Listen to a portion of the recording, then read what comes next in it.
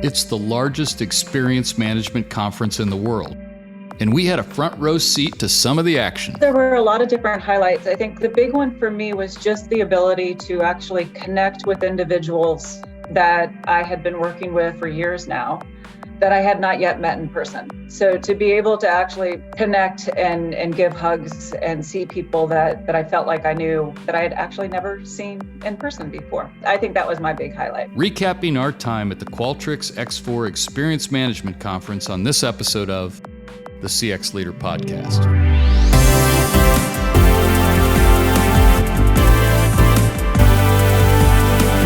The CX Leader Podcast with Steve Walker is produced by Walker, an experience management firm that helps our clients accelerate their XM success. You can find out more at walkerinfo.com. Hello, everyone. I'm Steve Walker, host of the CX Leader Podcast, and thank you for listening. As we like to say on this show, it's never been a better time to be a CX leader, and we explore the topics and themes to help leaders like you deliver amazing experiences for your customers.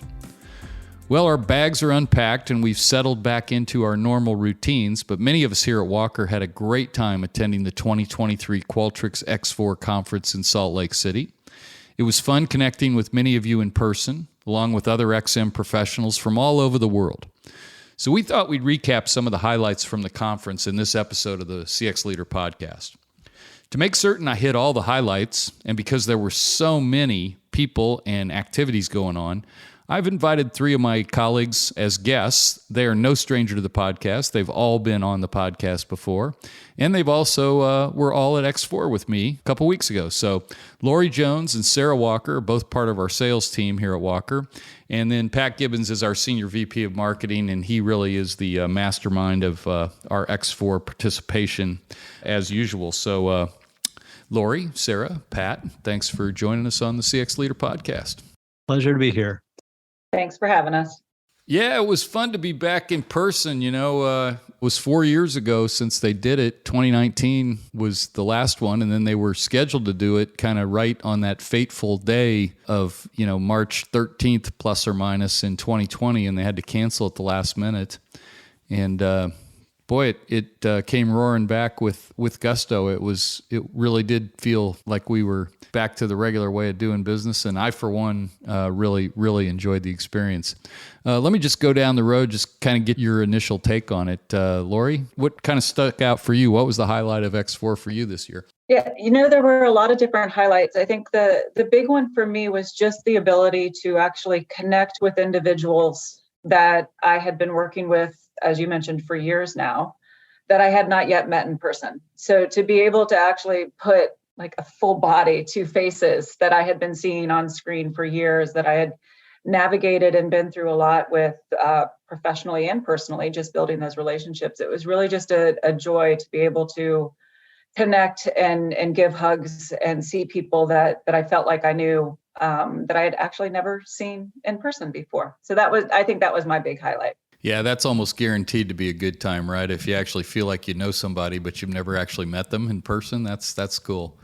Sarah, what about you? What was a highlight for you? Yeah, I would say along that same vein, I just really enjoyed the energy of being around so many people who are as excited about customer experience and experience management as we are. It can feel a little like you're isolated to your day-to-day when you're living inside of Zoom boxes, but then when you get to see really the impact and the breadth of the industry and all the creative minds that work in it, it's really pumps you up to get back to work post-conference and see what else is coming down the pipeline. So it was just really good energy, I would say, overall. Pat, what's your highlight from the experience?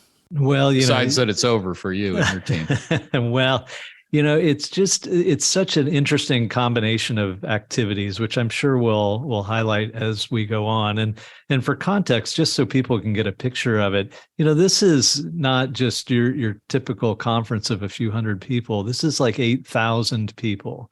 And it is a combination of some exceptional keynote speakers, entertainment, and lots of workshops. I think the thing that stands out for me the most was the theme that they created, which was making business more human.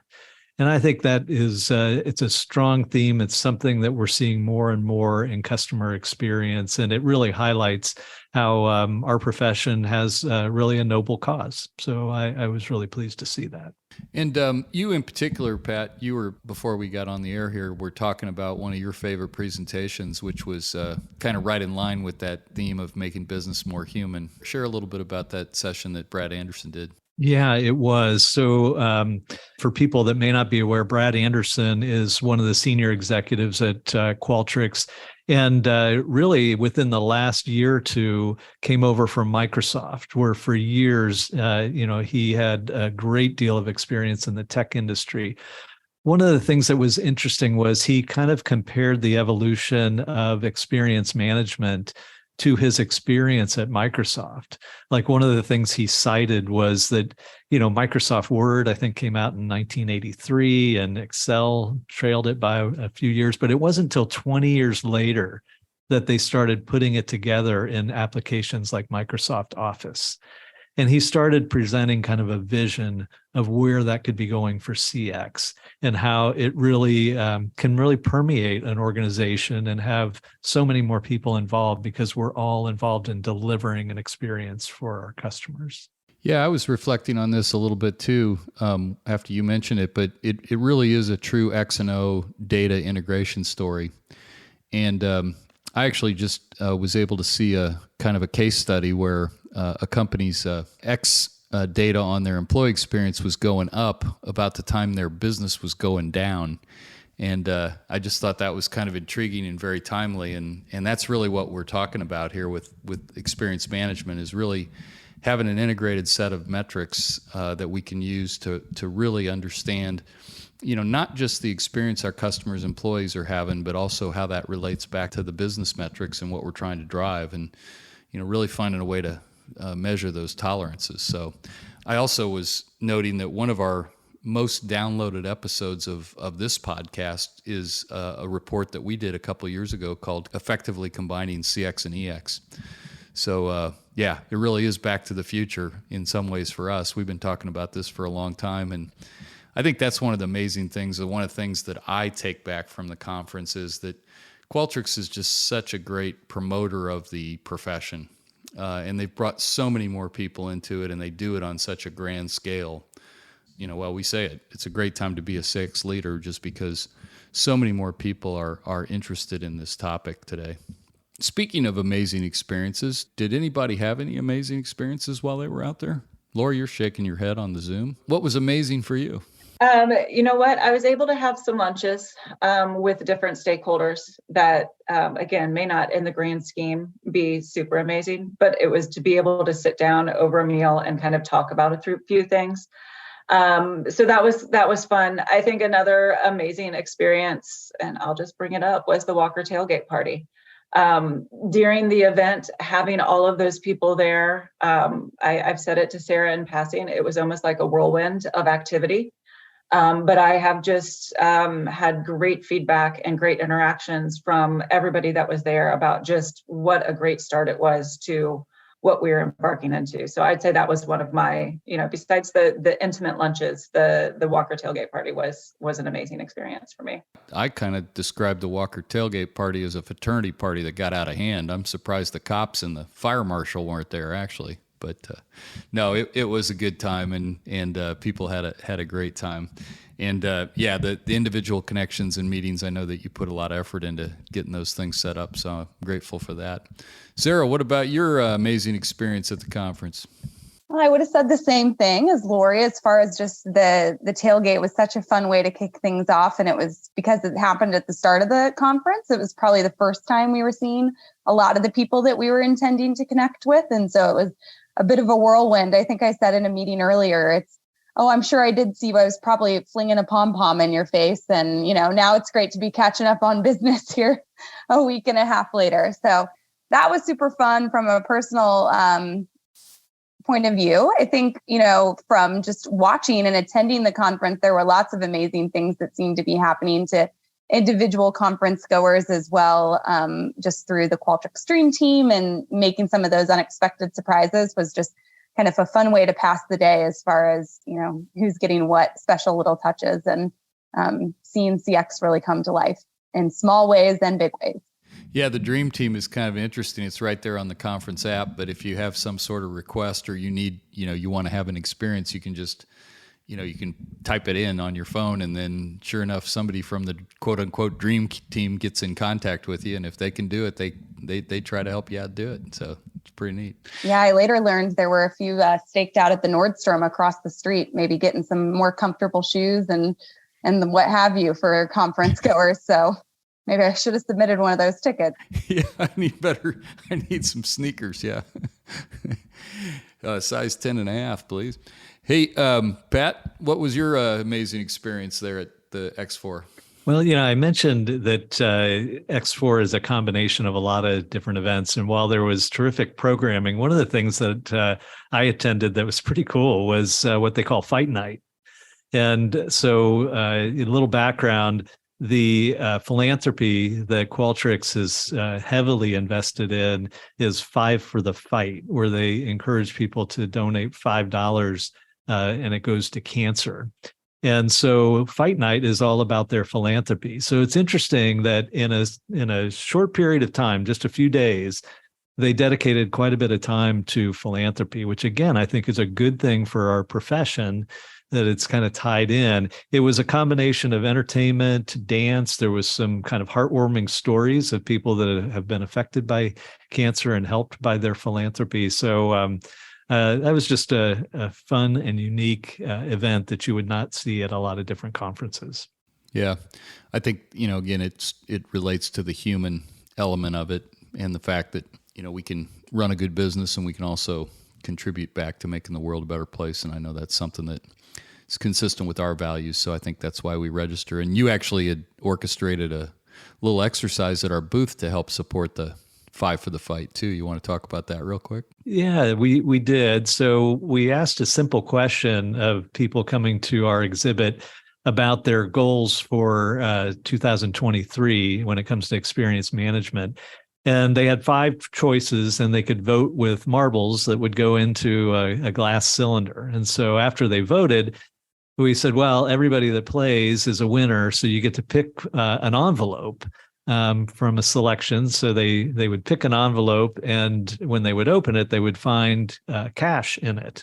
So there's one bill. It could be $1, it could be $100, and or any denomination in between. And then their options were they can obviously keep it, it's theirs, or they could donate it back to us and we would give it to 5 for the Fight. And really, almost everyone donated theirs. I think there was one person that pulled a $100 bill, and can't blame them for keeping that. But we did have one of our clients pulled a $50 bill. No question, she handed it right back to us. So it was kind of a neat thing, and we were able to raise some money for 5 for the Fight. Yeah, it just says a lot about the type of people that are there and the kind of the spirit that was created there. So that was a lot of fun. I get to watch a little bit of that while I was there too.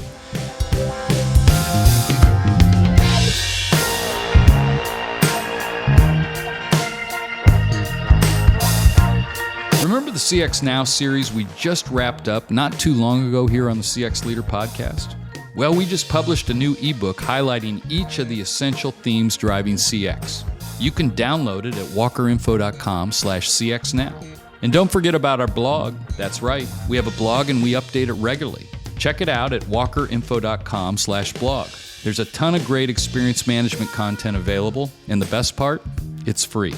That's walkerinfo.com/blog.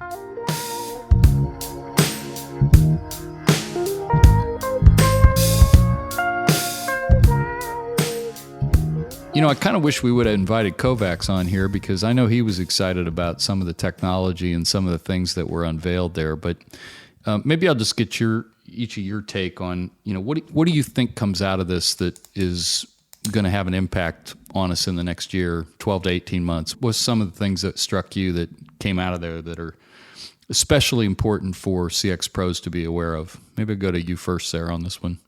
Yeah, what's like an overall kind of theme of the conference that I was struck by was just the focus on action. So not overcomplicating ways in which you might solicit or listen for data, but being really focused on what your getting served and how you make a difference on that data. A really good example of that, I would think, is the second day of keynotes really opened up with Zig, kind of highlighting some of the negative feedback they had gotten from the days before and how they're adjusting on the fly to make that experience better, which I just think is a really awesome application of why we get up and do what we do every day in a very simplistic form, right? I think one of them was that, maybe the scent that they were pumping in for ambiance was a little too strong for some folks. So quickly dialing that back. And, I think that it's just in the spirit of being more human, maybe not overcomplicating things sometimes as far as moving the needle in the way our customers experience and interact with us.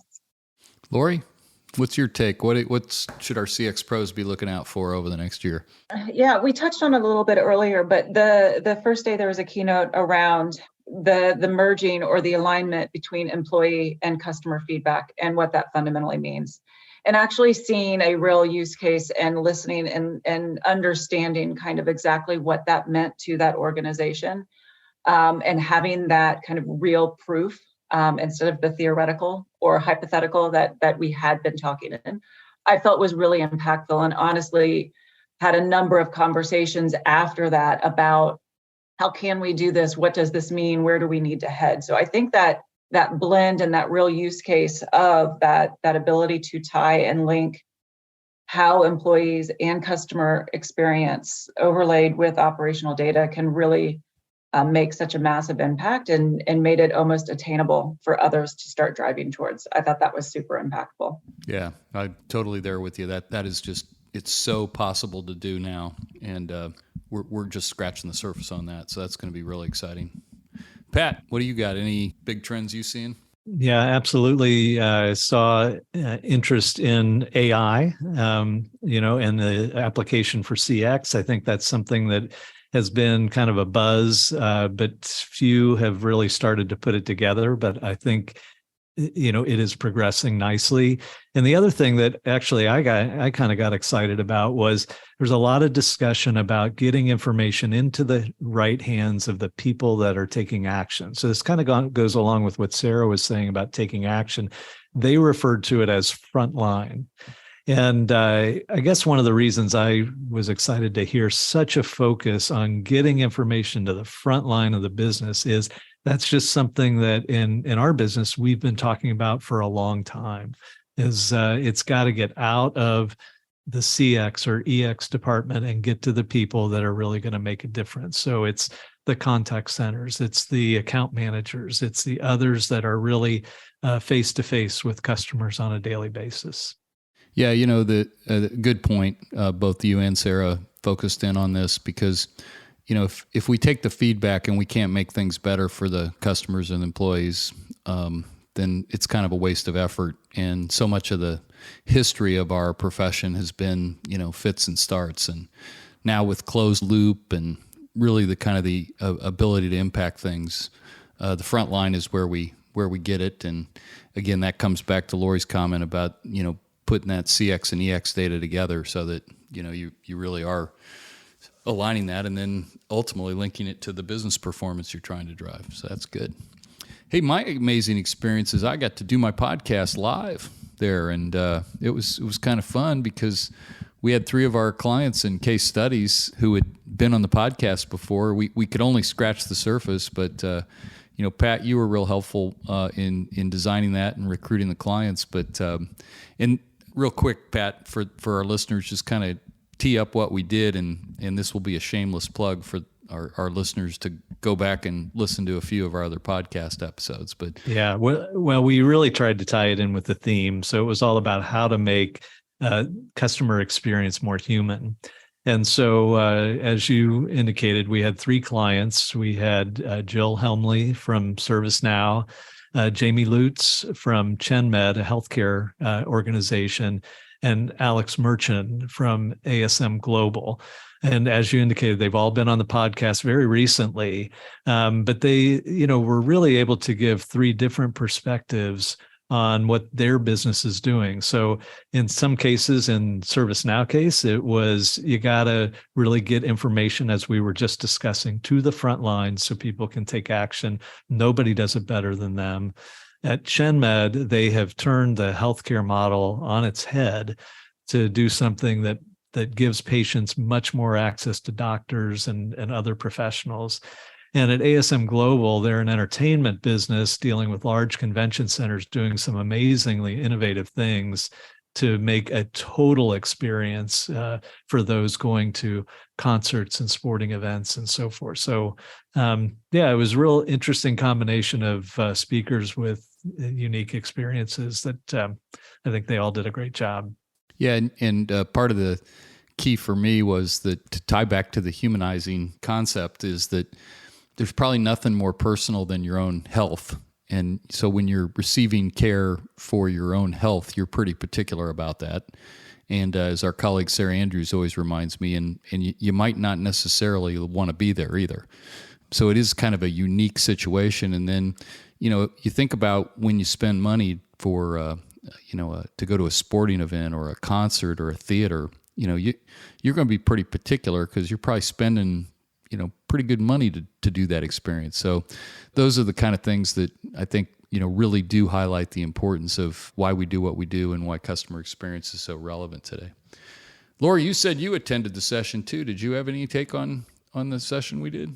Yeah, no, I agree. I think it was really fascinating, the three different industries, the three different groups, but how fundamentally, underpinning it all, they're still just really focused on whomever their customer is, whoever their stakeholder is, they're really driving towards that same goal. So we're all different, but we're all the same. And I felt like that kind of came through a little bit in the conversations that were had during the session. It was great. Yeah, and we also tied it in with our new report that we just released, the CX Now, sort of the 8 essentials of which I think are very consistent with what we heard during X4. Pat, you might want to just reference that real quick. We have a downloadable book for our listeners too, don't we? Right. And I'm sure we can include that on the podcast page, or they can find it on our website as well. Yeah, this harkens back to the series of podcast episodes, Steve, that you recorded over the last few months, where we identified 8 themes that we feel are really driving the evolution of CX. And so now we've combined kind of written material from all of those podcast episodes into, one booklet that I think is a great resource for experience management professionals. Sarah, you talk to prospective clients and existing clients all day long. What is the value of having, actual case studies from great companies like ServiceNow and ChenMed and ASM Global, being able to reference that for our other clients, maybe of whom are just starting on this journey? I think it's probably the same reason we have a lot of listeners tuning in right now to the podcast, or Qualtrics had, upwards of 8,000 people attend their conference at X4. It's because you want to know that you're not alone in what you're trying to do and where you're trying to move the needle. And you want to learn from other people in the industry, the CX industry, that is. And a lot of great things about our industry is that we're omnipresent across so many different industries in terms of what CX means to healthcare, what CX means to high tech, what CX means to managing huge venues, and how you can share challenges, share opportunities, wins across those industries and apply it to your own program, what you're trying to push forward. So I think it just goes back to collectively, how do we all get smarter? How do we make sure that we're being innovative in our thinking and apply that in real time? So just like a written case study helps maybe push through someone's initiative internally, certainly picking up and rubbing elbows with people trying to do the same thing like we're doing at conferences or hearing on podcasts is in that same vein. Well, what a great segue into take-home value, because as you know, since you've all been guests on the CX Leader podcast, we always finish up with a little take-home value. And our Do Everything writer, talent agent, Brenda Mackey, said that if the take-home value included something from X4, it was extra points. So to make sure that we can give them some practical advice coming out of X4, we're ready for take-home value. So why don't we go first to Pat this time? Well, my take-home value relates to a learning that I mentioned earlier, and that is think about how you can get information to the front line. That's where the action takes place. Wow, that was concise. Thank you. See if you can top that, Sarah. Oh, I tend to be a little more long-winded than that. I'll keep the theme of... It might be in your genes, by the way. So. The Qualtrics conference going as far as just keeping business human, making business more human. At the end of the day, every interaction you have with a customer, with an employee, a stakeholder of any kind, there's a human on the other end of it. So don't overcomplicate things, have empathy, and, concise, like that. Good job. Lauri, what's your take-home value for our listeners this week after X4? I am going to steal my take-home value from Martha Stewart's speech or keynote that she had there. In essence, concise. Always. Martha Stewart was there? Yeah, she was delightful. Wow, what a cool conference that must have been. Yeah. But one of her statements was that just every day she's constantly learning, and she's just constantly learning. And if you think about how she has evolved and reinvented herself over the years, just understanding, and that just kind of struck a chord for me about that, being willing to always be constantly learning every single day, be learning. So that was kind of my take-home value for myself, for our industry, for our colleagues, for our clients, just always be learning and open to learning. Yeah, that's one of the things I've always said about doing this podcast, and I've done 260 episodes now. I learned something in every podcast, and today's been no exception. So I want to thank all three of you for being great guests and helping me recap X4 and being good colleagues. I enjoyed spending some time with you out in Salt Lake City, and can't wait for next year. So Lauri Jones, Sarah Walker, Pat Gibbons, they're all team members and colleagues and friends here at Walker, and I think you can find them all on LinkedIn, and you can find all of them on our website, walkerinfo.com. But thanks again, Lauri, Sarah, Pat, for being guests on the CX Leader podcast. Hey, if you want to talk about anything else you heard on this podcast or about how Walker can help your business's customer experience, feel free to email me at podcast@walkerinfo.com. Remember to give the CX Leader podcast a rating through your podcast service and give us a review. Your feedback will help us improve the show and deliver the best possible value to you, our listener. Check out our website, cxleaderpodcast.com, to subscribe to the show and find all our previous episodes, podcast series, and contact information so you can let us know how we're doing. The CX Leader podcast is a production of Walker. We're an experience management firm that helps companies accelerate their XM success. You can read more about us at walkerinfo.com. Thank you for listening, and remember, it's a great time to be a CX leader, so go out there and keep listening and keep trying to do the best you can for your customers and take some action on your feedback, and we'll see you again next time.